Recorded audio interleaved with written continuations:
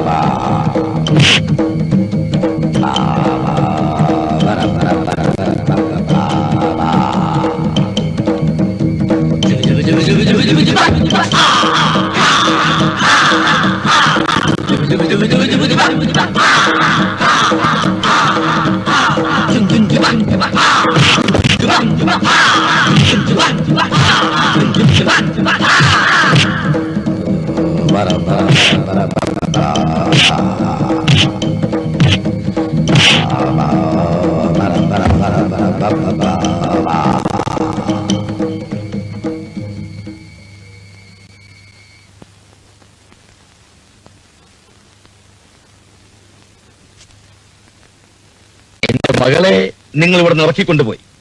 എന്നിട്ടും നിങ്ങൾക്ക് എന്നെ തളർത്താൻ കഴിഞ്ഞില്ല. അപ്പോൾ ഒരു പുതിയ തന്ത്രവുമായി ഇറങ്ങിയിരിക്കുകയാണല്ലേ? അല്ല മുതലാളി, ഞാൻ പറഞ്ഞ സത്യമാണ്.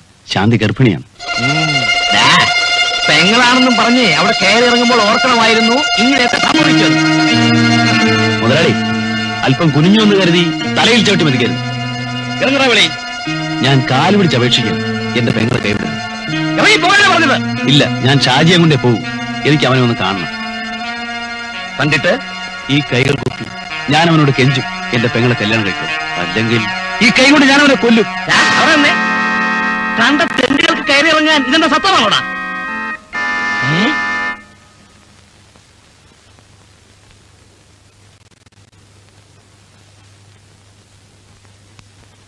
കുഞ്ഞാലിക്ക,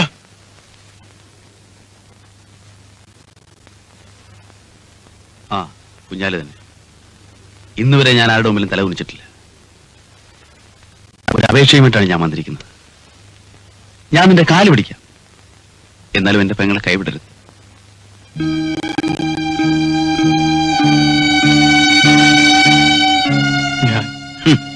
അച്ഛനോട് എന്ത് പറയുമെന്നാവും അല്ലേ? ചങ്കെടുത്ത് കാണിച്ചാൽ ചകിരിനാരാണെന്ന് പറയുന്ന ആ മനുഷ്യനോട് ഒന്നും പറഞ്ഞിട്ട് ഫലമില്ലെന്ന് മനസ്സിലാക്കിയിട്ടാണ് ഞാൻ ഇങ്ങോട്ട് വന്നത്. നീ കൂടെ കൈവിട്ടാൽ പിന്നെ ഞങ്ങൾക്ക് അഭയം മരണം മാത്രമാണ് ഷാജി. കുഞ്ഞാലിക്ക് എന്നെ അറിയില്ല. അച്ഛന്റെ പണത്തിന് തണൽ ജീവിതം ആർഭാടം മാത്രമാണെന്ന് കരുതിയ എനിക്ക് ശാന്തിയെ ചതിക്കണമെന്ന മോഹവുമില്ല. പക്ഷേ ഒറ്റയ്ക്കൊരു പെൺകുട്ടിയെ പുലർത്താൻ നിന്റെ അനിയത്തി കാണിച്ച് ധൈര്യം പോലും നിനക്കില്ലേ ഷാജി? അവൾക്കാണ് എന്റെ ശാന്തി മോളുടെ ഗതി വന്നിരുന്നെങ്കിൽ നീ അത് സഹിക്കുമോടാ? എന്റെ വിഷമം കുഞ്ഞാലിക്ക് അറിയില്ല. നിന്റെ അച്ഛനെ നഷ്ടപ്പെടാനുള്ളത് ഞങ്ങളുടെ വേർപ്പുകൊണ്ടുണ്ടാക്കിയ പണം കെട്ടിപ്പിടുത്ത ദുരഭിമാനമാണ്. എന്റെ അനുജത്തിക്ക് നഷ്ടപ്പെടാനുള്ളത് ഇത്രകാലം അവൾ സ്വപ്നങ്ങൾ കോർത്തുണ്ടാക്കിയ അവളുടെ ജീവിതമാണ്. ഇതിലേതാണ് വലുതെന്ന് തീരുമാനിക്കാൻ നിനക്ക് ഞാൻ 24 മണിക്കൂർ സമയം തരുന്നു. അത് കഴിഞ്ഞാൽ കുഞ്ഞാലി ഭ്രാന്തനാകും. ഞാൻ പോകുന്നു. കുഞ്ഞാലിക്ക നിൽക്കൂ. എനിക്ക് എന്റെ ശാന്തിയെ വേണം.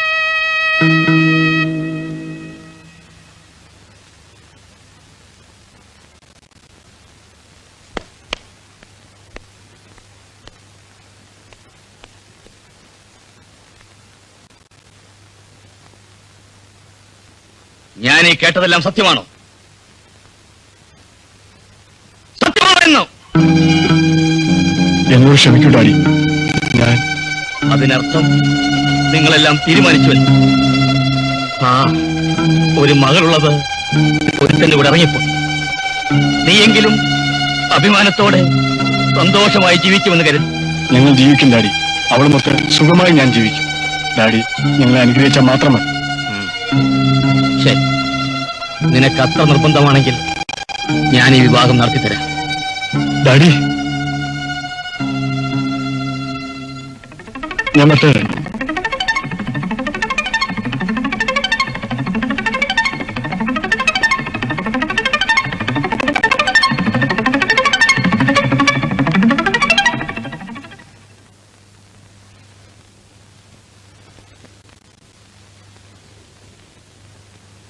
ഇനി വേണമെങ്കിൽ നിനക്കിനെ അറസ്റ്റ് ചെയ്യാം. പക്ഷെ അതിനു മുമ്പ് എനിക്ക് നിന്നോട് ചിലത് പറയാനുണ്ട്. കേൾക്കുമ്പോൾ പൊട്ടിത്തെറിക്കരുത്. എന്താണെന്ന് പറയൂ. ശാന്തിമോളുടെ വിവാഹത്തെക്കുറിച്ചാണ്. നാളെ തന്നെ അവളുടെ വിവാഹം നടത്തണം. നീ എന്ത് ഭ്രാന്താണ് ഈ പറയുന്നത്? ഭ്രാന്തല്ല, കാര്യമാണ് പറയുന്നത്. അത് കേൾക്കാനുള്ള ക്ഷമയെങ്കിലും നീ കാണിക്കണം. നീ എന്തൊക്കെയാണ് ഈ പറയുന്നത്? എനിക്കൊന്നും മനസ്സിലാകുന്നില്ല. ശാന്തിമോൾ ഗർഭിണിയാണ്. കുഞ്ഞാലി, ബഹളം വയ്ക്കരുത്. ഞാൻ പറയുന്നത് നോക്ക്. ശബ്ദമുണ്ടാക്കിയ ആളെ കൂട്ടി. നടന്നത് നടന്നു. അതിന് കാരണക്കാരനായ അയാൾ തന്നെ അവളെ വിവാഹം കഴിക്കാനും തയ്യാറാണ്. അത് വേഗം നടത്തിവെച്ച് നമ്മുടെ മാനം രക്ഷിക്കുന്നതാണ് ബുദ്ധി. ആരാണ്? പറയൂ. ഷാജി.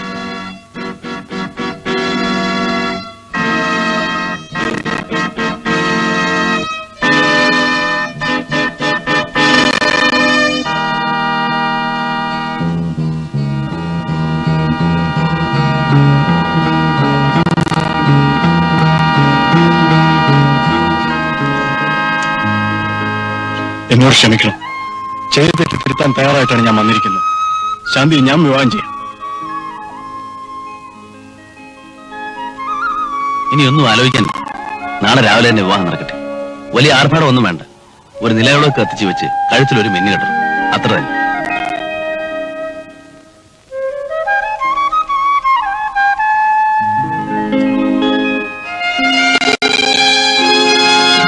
നീ എന്താ ഒന്നും പറയാത്ത? എന്നോട് ക്ഷമിക്കും മധുവേട്ട. മോളെ,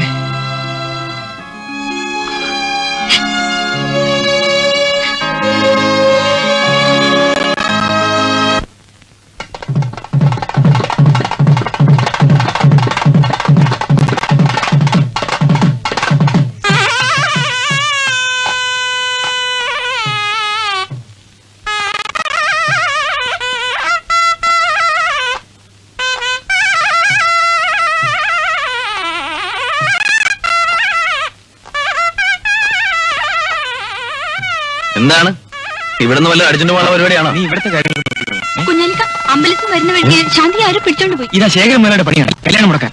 നീ വാ.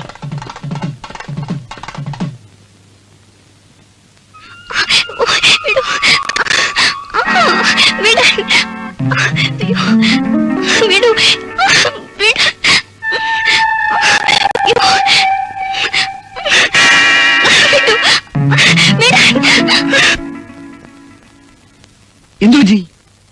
ശാന്തി ആരോ പിടിച്ചോണ്ട് പോയി. ആര്? എങ്ങോട്ട്? ആരാന്നറിയില്ല. നിങ്ങളോട് നിൽക്കി, ഞാനിപ്പോ വരാം.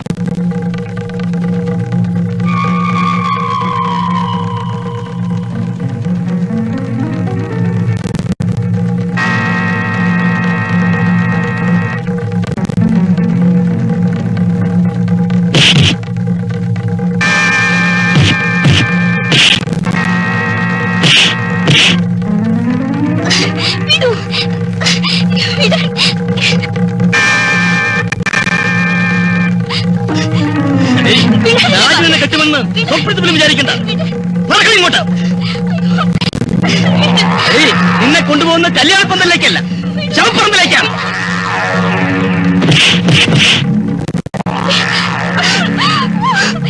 നിൽക്കണം അവിടെ. കുഞ്ഞാലിക്ക,